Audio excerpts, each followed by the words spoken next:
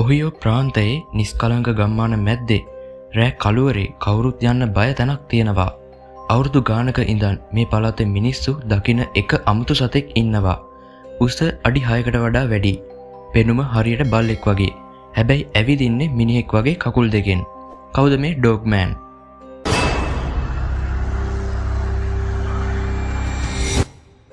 මේ හැමදේම පටන් ගත්තේ 1972 අවුරුද්දේ. ඩිෆයන්ස් කියන පුංචි නගරේ දුම්රිය පාරක වැඩ කරපු ටෙඩ් ඩේවිස් කියන කෙනාට එකපාරටම කවුරු හරි පිටිපස්සෙන් ඇවිත් පහර දෙනවා.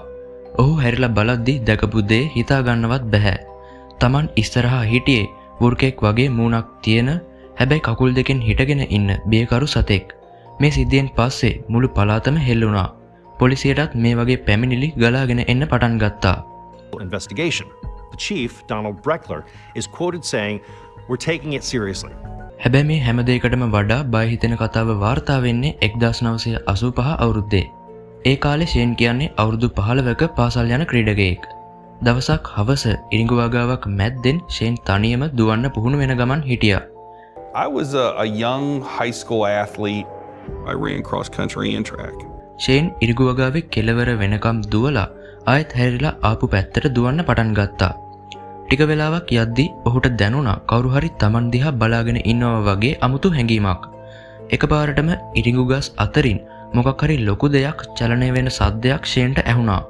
ෂේන් නැවතිලා මේ සද්දේ ඇහුණ පැත්ත දිහා බලද්දි ඔහුට තේරුණා ඉරිඟු ගස් අතරේ කවුරු හරි සත්වයෙක් ඉන්නවා කියලා.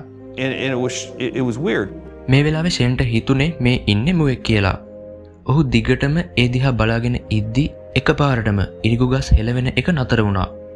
හරියට නිකම් ඒ ගස් අතරේ ඉන්න සත්වයා ෂේන් දිහා බලාගෙන ඉන්නවා වගේ. ෂේන් බය වෙලා දුවන්න පටන් ගත්තා. So I decided, you know what, I'm just going to take off running. And that's when it all began. ඔන්න මේත් එක්කම එයා දුවන වේගෙන්ම අර ඉරිඟු ගස් අතර ඉන්න සතත් එයාට සමාන්තරව දුවන්න ගත්තා. ඉතින් මුවෙක් සාමාන්‍යයෙන් මිනිසෙක්ව දැක්කොත් බයෙන් දුවනවා මිසක් මිනිසයා පස්සෙන් පන්නන්නේ නැහැ. ඉතින් මේකෙන් ෂේන්ට තේරෙනවා මේ ඉන්නේ මුවෙක් නෙවෙයි කියලා. ෂේන් ටික දුරක් දුවලා එකපාරටම නතර වෙනවා. මේත් එක්කම ඉරිඟු වගාව මැද්දෙන් දුවපු සතත් හරියටම ෂේන්ට සමාන්තරව නතර වෙනවා. මේකෙන් තවත් බය වුණ ෂේන් Tamanට පුළුවන් උපරිම වේගයෙන් දුවන්න පටන් ගත්තා. ඔහු කියන විදියට ඔහු මේ වෙලාවේ ඔලිම්පික් තරඟයක දුවනවා වගේ දුවලා තියෙන්නේ. Like I'm Jesse Owens at the Olympics. මේ වෙලාවෙත් අර සත්වයා ඔහුට සමාන්තරව දුවන්න පටන් ගන්නවා. ඉරිඟු වගාවෙන් පිට වෙන තැනට තවත් ටික දුරයි තියෙන්නේ. කොහොම වුණත් ගොඩක් මහන්සියෙන් සහ බයෙන් ඉන්න ෂේන් ආයෙත් නතර වෙනවා. ඉතින් කලින් වගේම අර සතත් ෂේන්ට සමාන්තරව ඉරිඟු වගාව මැද්දෙන් නතර වෙනවා. මේ ඉන්නේ මොන සතෙක් වුණත් ඌ දැන් ෂේන්ව ලුහු බඳිනවා කියලා ෂේන්ට තේරෙනවා.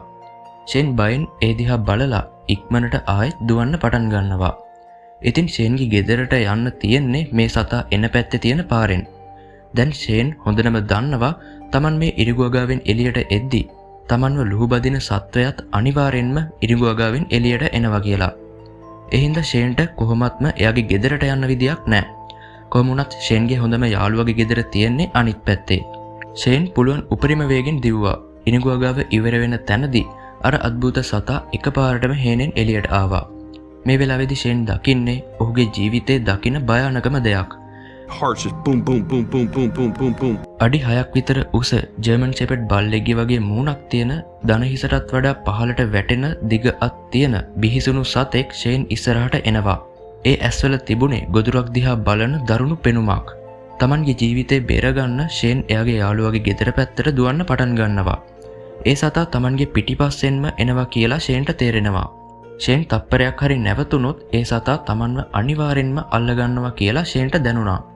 ගෙදර දොර අරින්නවත් වෙලාවක් තිබ්බේ නැති ෂේන් එයාට පුළුවන් උපරිම වේගෙන් ඇවිත් යාළුවාගේ ගෙදර තිබුණ පූල් එකට එකපාරටම පැන්නේ හුස්ම හිර කරගෙන හරි පණ බේර ගන්න. ෂේන් කොච්චර බය වෙලා හිටියද කියනවා නම් අර සතා Tamanව අල්ලගන්න පූල් එක ඇතුළට අත දායි කියලා එයාට හිතිලා තියෙනවා. On the side of the pool just waiting for me to surface and it's going to reach out with those long arms and grab me. කොහොමුණත් ෂේන් ටික වෙලාවකින් පූල් එකෙන් උඩට ඇවිත් ඉක්මනට වටපිට බලනවා. කවුරුත්ම පේන්න හිටියේ නැති හින්දා ෂේන් ඉක්මනට පූල් එකෙන් ගොඩට ඇවිත් යාළුවගේ ගෙදර ඇතුළට දුවන් යනවා. ෂේන් එදා රෑම ඒ සතා එළියේ ඉන්නවද කියලා බලන්න ජනේලෙන් එළිය බලාගෙන හිටියා. මේ සිද්ධියෙන් පස්සේ එයා කවදාවත් තනියම ඉරිගු හේනක් ළඟින්වත් ගියේ නෑ. මේ වෙද්දි ෂේන් ප්‍රසිද්ධ විනිසුරුවරයෙක් වුණත් එදා රෑ දැකපු ඒ බියකරු රූපය අදටත් හීනෙන් පව පේනවා කියලා එයා කියනවා. ඉතින් ඔයා හිතන්නේ මොකක්ද?